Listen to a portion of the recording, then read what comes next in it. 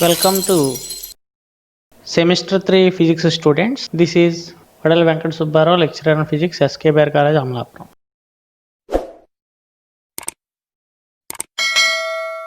Today, I want to teach you about aberrations. Class 1. How lenses function.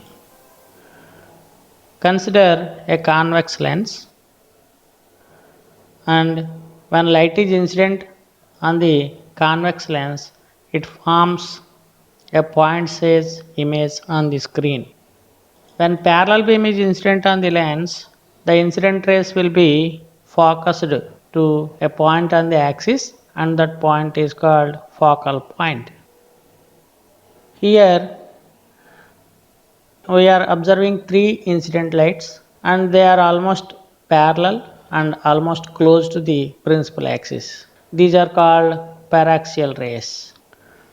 Now the new lights incident on this lens are called marginal rays because they are far away from the principal axis. Both these rays will be converged to a point on the axis through the process of refraction. What is lens formula? The focal length f of a lens is given by 1 by f is equal to mu minus 1 into 1 by r1 minus 1 by r2. Here mu is the refractive index of the material of the lens, r1 r2 radii of curvature of the lens faces. This equation is well suited for paraxial rays, lenses having small apertures, and the point object placed on or near the principal axis. That means this equation is well suited for paraxial rays and for small size lenses. But in our daily life we use big lenses also. What are aberrations? Here let us consider the light coming from a flower onto a lens, and the lens forms its image on a screen. Generally, a convex lens forms an inverted image.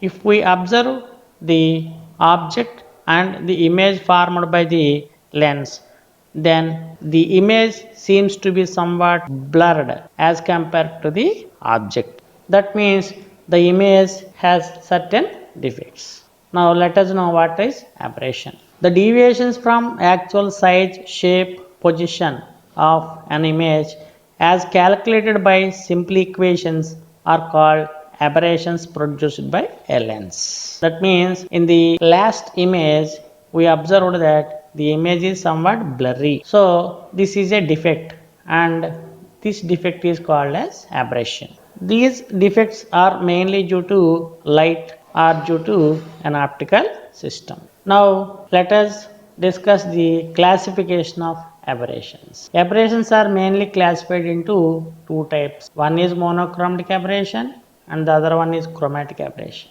Monochromatic aberrations are further classified into five types. Spherical aberration, coma, astigmatism, curvature of the field, distortion.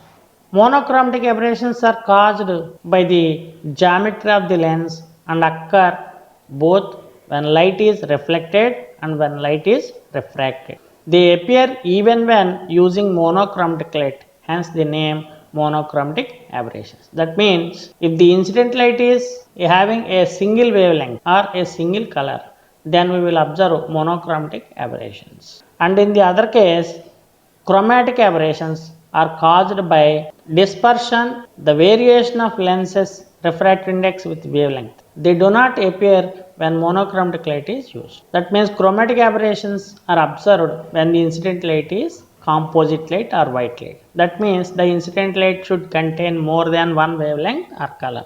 Then dispersion takes place and different colors will be focused to different points on the screen. This defect is called chromatic aberration. Now let us see the different types of monochromatic aberrations. And the first type of monochromatic aberration is spherical aberration. The paraxial rays are focused to a point on the screen. The marginal rays are focused onto a different point on the axis,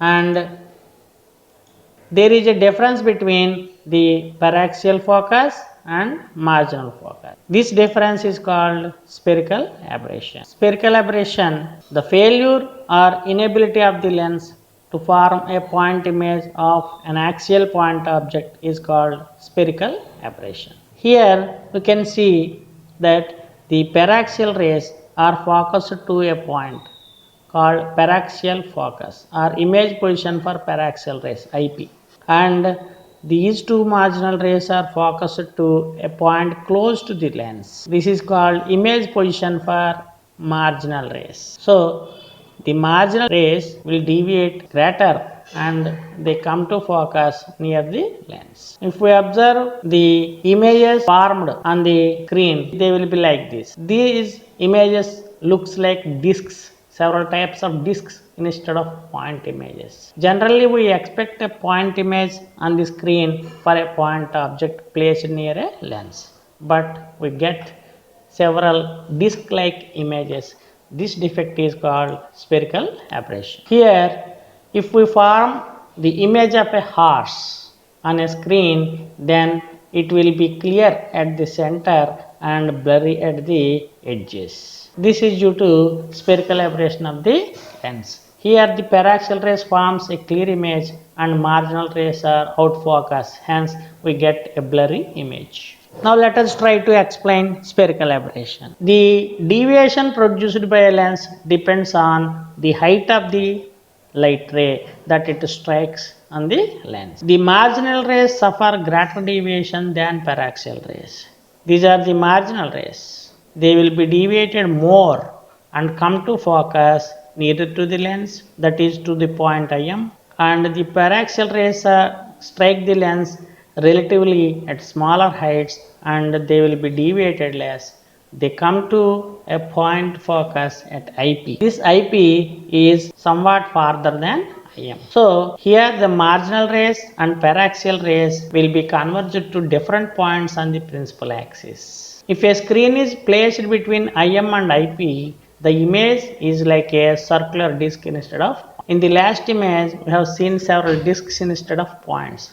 If we place a screen at IM, then marginal rays will be in focus and paraxial rays are out focus. And if we place a screen at IP, paraxial rays will be in focus and marginal rays will be out focus. At AB, the size of the disc is minimum. Suppose if the screen is moved between IM and IP, then at AP, the size of the disc will be minimum and it is known as circle of least confusion. It is the nearest approach to get a point size image on the screen.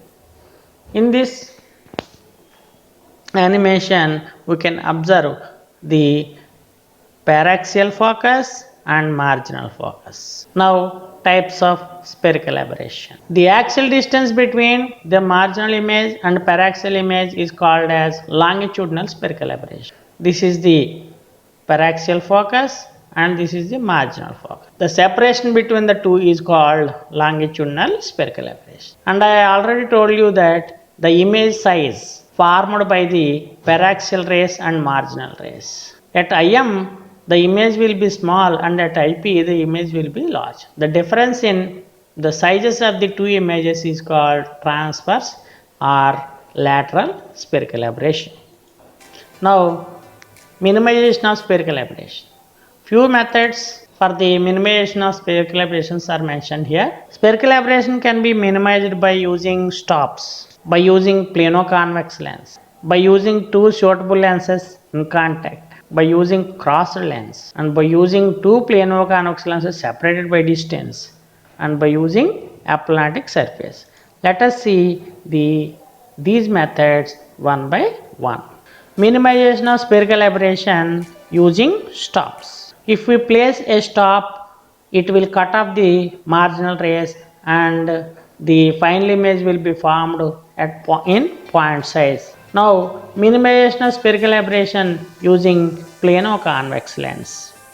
In case of plano-convex lens, the spherical aberration is proportional to the square of total deviation produced by the lens. What is total deviation? Total deviation is nothing but deviation produced by the two faces. It is the total of the deviations produced by the two faces.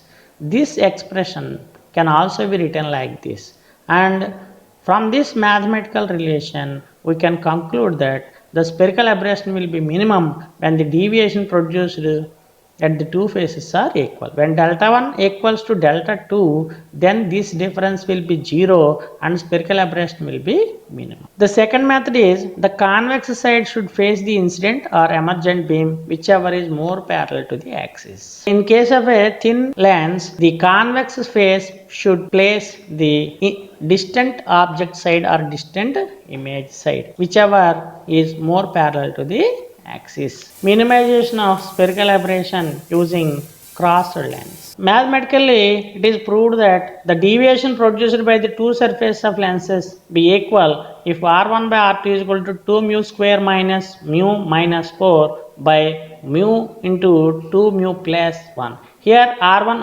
R2 are the radii of curvature of the surfaces of the lens and mu is the refractive index of the material of the lens.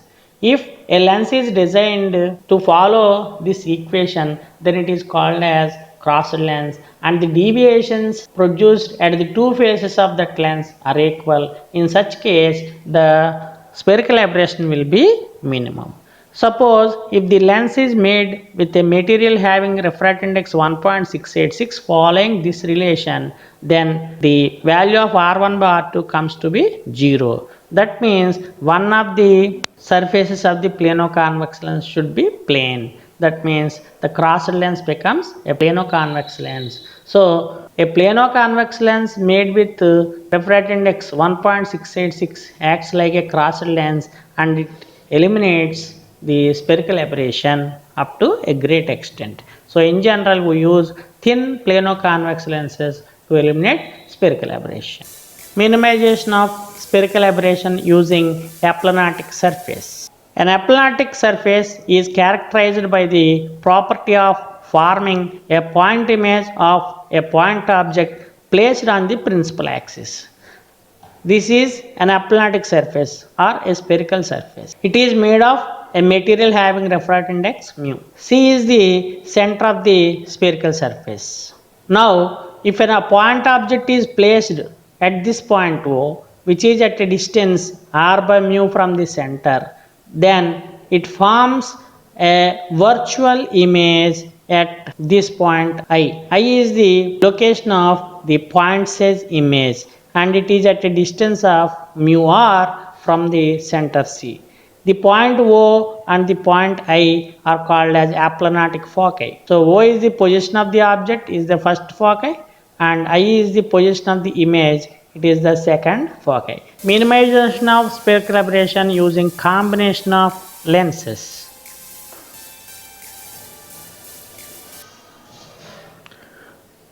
We already discussed about the image formed by a single convex lens. If another concave lens of suitable focal length is placed in contact with a convex lens, then the final image will be focused to a point. Here, the paraxial rays and the marginal rays will come to a single focus and the image is clear and of point size. That means the spherical aberration due to this convex lens is nullified by this concave lens. So this combination effectively removes the spherical aberration. Minimization of spherical aberration using two plano-convex lenses. Let us consider two thin plano-convex lenses L1, L2. Their curved faces are placed towards left, that is, they should receive the incoming light, and they are arranged coaxially, separated by distance d. Now suppose AB is the light ray incident parallel to the axis of the system at B. If the second lens is absent, then the incident ray AB strikes the axis at F1 dash and forms the image. So L1 F1 is the focal length F1 of the first lens. Now the light ray BC refracted from the lens L1 is allowed to incident on L2. So the lens converges it to point F1 dash. So CF dash is the refracted ray when both lenses are present, and CF dash F1 dash is the refracted ray when the first lens is alone present. Now delta 1 is the deviation produced by the first lens, and delta 2 is the deviation produced by the second lens. In the theory, from the theory of thin lenses, the spherical aberration due to combination of lenses will be small when the deviation produced by the surfaces are equal.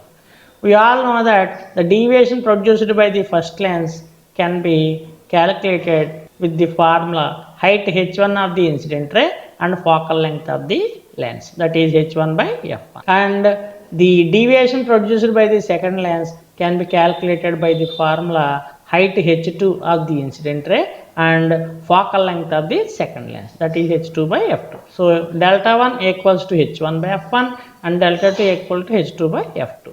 So for the minimum spherical aberration, delta 1 should be equal to delta 2. So we equate these two and rearranging the terms, we get h1 by h2 is equal to f1 by f2. Now from the geometry of the figure, here we have two right angle triangles BL1 f1 dash and CL2 f1 dash. Both these triangles are similar triangles. From the properties of similar triangles, we can write h1 by h2, that means BL1 by CL2 equals to L1 f1 dash by L2 f1 dash. What is L2 f1 dash? This distance is equal to the difference between L1 f1 dash and L1 L2. So we write L2 f1 dash as the difference of the two distances. So h1 by h2 becomes equal to f1 by f1 minus d. Here we have two equations. One is the condition required for minimum spherical aberration, h1 by h2 is equal to f1 by f2. Another one is derived from the properties of similar triangles in this figure, that is h1 by h2 equals to f1 by f1 minus d. So comparing these two, we can write f2 is equal to f1 minus d, or otherwise the distance that should be maintained between the two lenses in order for to eliminate spherical aberration, d is equal to f1 minus f2. That means we can conclude that by using a system of two thin plano-convex lenses, separating them a distance equal to the difference of their focal lengths, the spherical aberration may be made equal to 0 or reduced to a minimum value. This is the most frequent method that we use in case of lenses. So any questions? Please send your valuable suggestions to vsrvadali@gmail.com or contact 9490885590. This is the end of class 1. Thank you.